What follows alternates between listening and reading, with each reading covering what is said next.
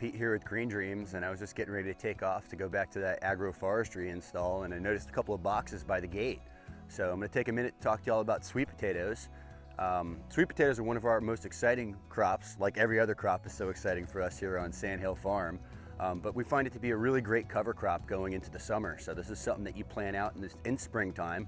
Typically these slips don't chip out until right after that last frost wherever they're being grown. Unfortunately, this isn't something that we have available for sale this year, but maybe next year. So sweet potatoes happen to be one of the most nutritious crops in the world.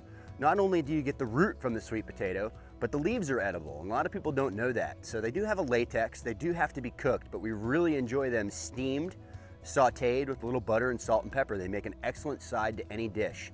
So there's hundreds of varieties of sweet potatoes, and there's many places to get them. One of my favorites for the heirloom varieties would be Sand Hill Preservation, and then you can get the more common ones from like the taterman.com. So I have probably 10,000 sweet potato slips sitting here, and what a sweet potato slip is, it's actually a cutting with roots on it.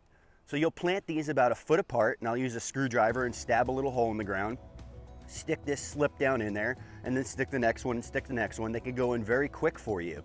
So just like I had talked about in some of my other videos with our perennial vegetables, longevity spinach, things like that, how I like to eat the tips. So these vines will become much thicker over time, and what I'll do is I'll come in and snap those tips off on as I want to harvest them to eat them. So I can just go through a patch of sweet potatoes, snap the tips. As I pull those tips will get fatter and fatter from each harvest. So eat the leaves, and of course eat the roots. Now everybody thinks sweet potatoes have to be orange.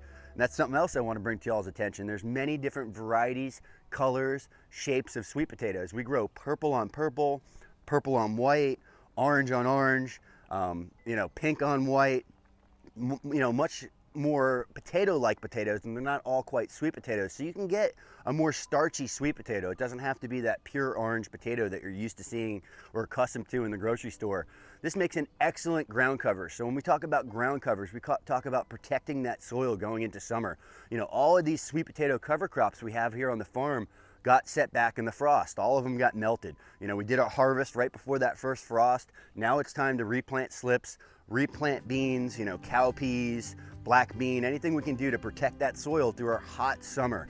I have sweet potatoes that are in my closet inside the house from last year.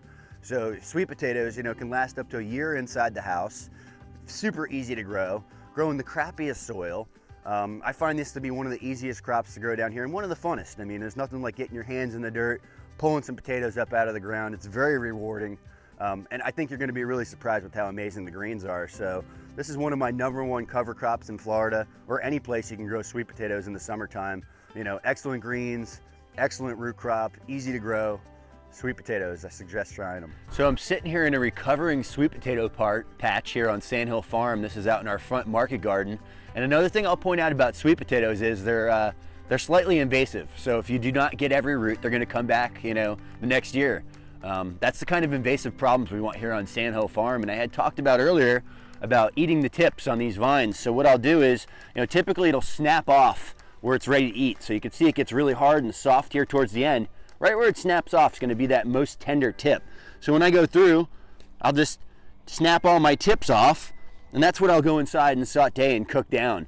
You can see there's a little bit of latex here inside of it. That's one of the reasons why it needs to be boiled and cooked down. But excellent green.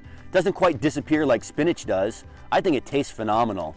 A lot of the different varieties of tips will have different colors to them also. So some will be purple, some will be pink, some will be green.